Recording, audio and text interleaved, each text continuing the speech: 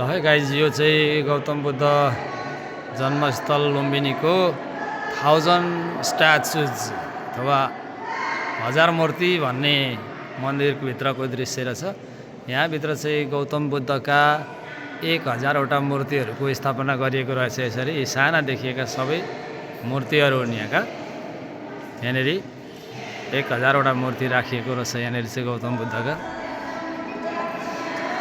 हामी यहाँनिर आज यसको अवलोकन गर्दैछौँ, घुम्दैछौँ, हेर्दैछौँ। सबैतिर गौतम बुद्धका मूर्तिहरू, साना साना मूर्तिहरू यो भित्तामा राखिएका सबै मूर्तिहरू हुन्। यिनीहरू चाहिँ 1000 मूर्तिमध्ये सबै हुने। यहाँनिर चाहिँ यसको दृश्य यस्तो छ, सबै गोल्डन कलरमा देखिन्छ। यस्तो छ यो 1000 मूर्ति भन्ने स्तूपा रहेछ। गजब छ, विचित्र छ, यस्तो छ।